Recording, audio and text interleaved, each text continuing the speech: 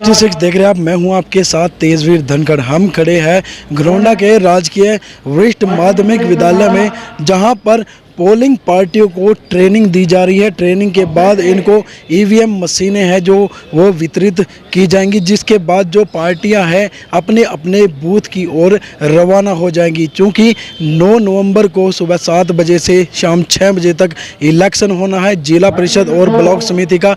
ऐसे में पूरा चुनावी माहौल बना हुआ है और जो पोलिंग पार्टियां हैं 123 बूथ जो कि ब्लॉक में हैं, और इन सभी पर 123 पोलिंग पार्टियां हैं। जो स्टाफ है लगभग 492 का, वो यहां पर पहुंचेगा। इसके अलावा हम आपको बता दें कि 1,05,000 से ज़्यादा के जो वोटर है वो इसमें अपना मतदान करेंगे। अगर बात की जाए ब्लॉक समिति के वार्डों की, तो ब्लॉक समिति जो घरौंडा है उसमें 30 वार्ड है, और इसके अलावा जो जिला परिषद के वार्ड है वो घरौंडा के अंदर 4 है, जिसमें प्रत्याशी खड़े हुए हैं और वोटों की भी अपील घर घर जाकर कर रहे हैं। इसके अलावा हम आपको बता दें कि जो ड्यूटी मजिस्ट्रेट है घरौंडा के अंदर, उनको 5 ड्यूटी मजिस्ट्रेट नियुक्त किए गए हैं। इसके अलावा सुपरवाइज़र है वो 10 है, और बात की जाए अगर रिजर्व स्टाफ की, तो वो भी 64 के आसपास इनके पास रिजर्व स्टाफ है।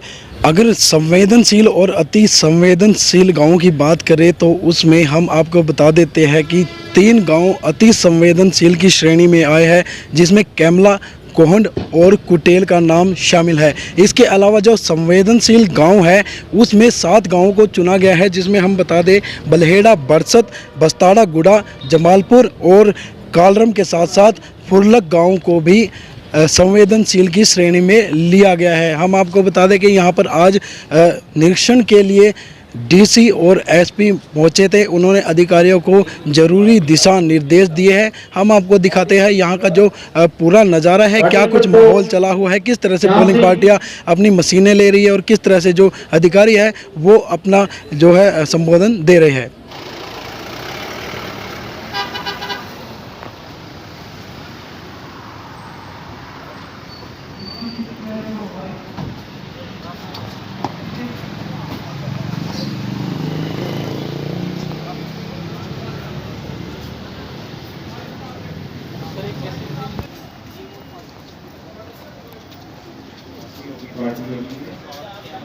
निकल गया।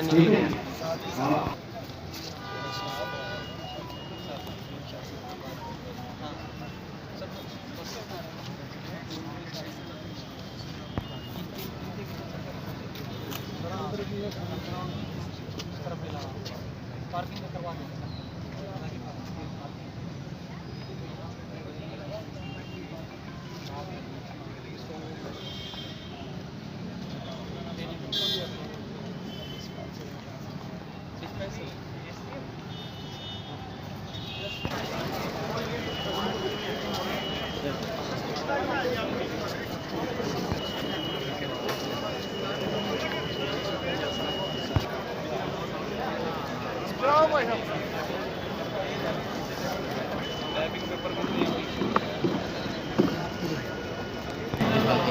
सर थोड़े पीछे रहो प्लीज, थोड़े पीछे हो जाओ।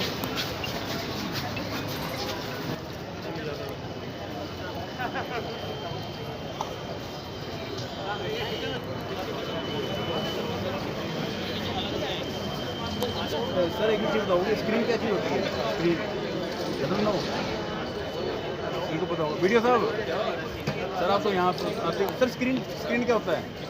SCR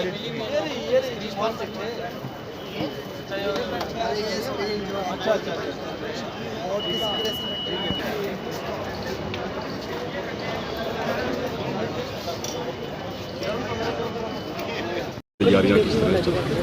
देखिए, जिला प्रशासन की पंचायती राज इंस्टीट्यूशंस के चुनाव के लिए सारी तैयारियां हो चुकी हैं।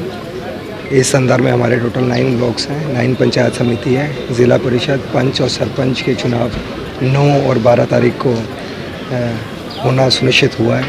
जैसा कि हमारे पास में स्टेट इलेक्शन कमीशन से डिटेल शेड्यूल आया है।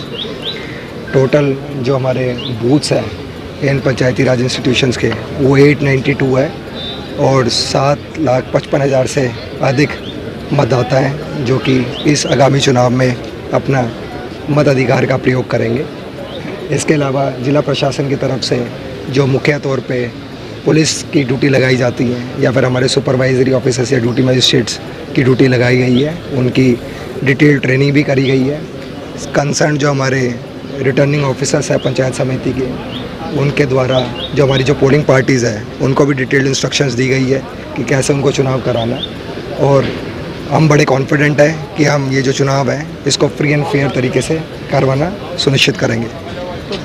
संवेदन और अति संवेदनशील इस तरह के कोई बूथ है जिनकी पहचान की गई है? बिल्कुल है। टोटल हमारे, अगर मैं ज़िले की बात करूं तो टोटल ऐसे 381 ऐसे बूथ हैं जो कि आइडेंटिफाई हुए हैं, जहां पे हमको लगता है कि थोड़ा क्रिमिनल एक्टिविटीज़ पिछले वाले मतदान में रही थी या फिर ऐसा होने की आशंका है, तो हमारी जो चुनाव की प्रोसेस को बाधा डाल सकती है।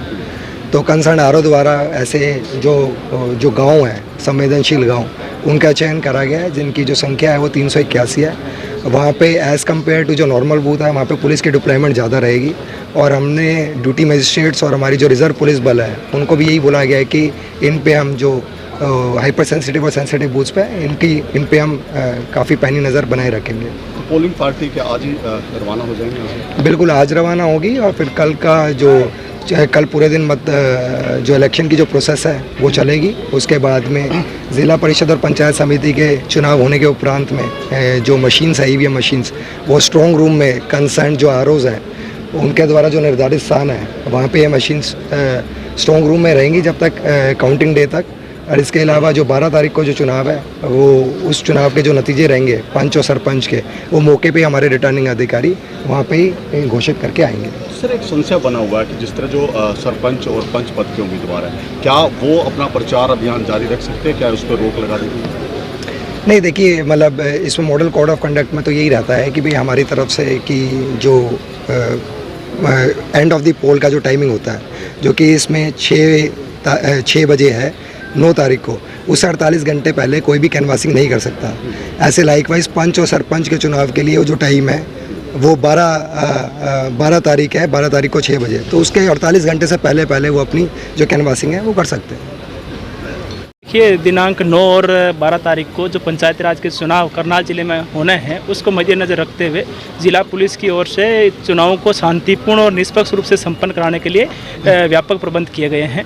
हमारे द्वारा 3000 के आसपास पुलिस कर्मचारी पूरे ज़िले में अलग अलग बूथ पार्टीज़ या पेट्रोलिंग पार्टीज़ के रूप में या रिजर्व के तौर पर लगाए गए हैं।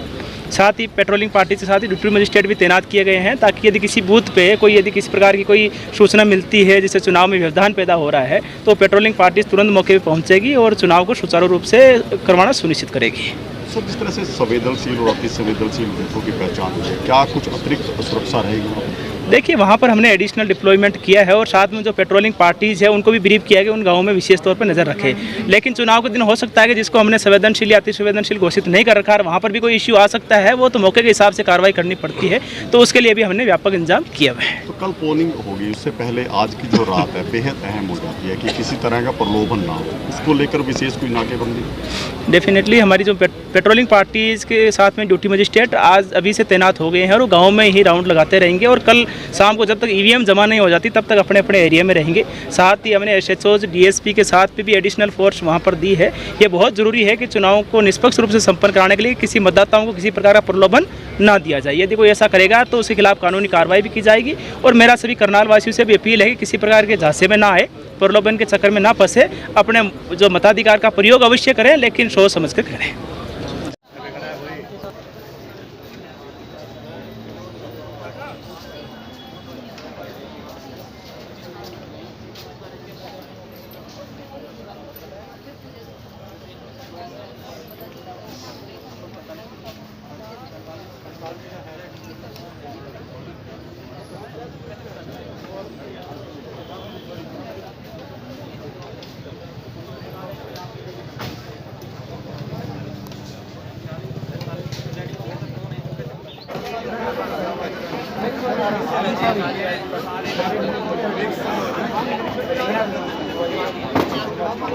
इसका नहीं भाई किसी और मशीन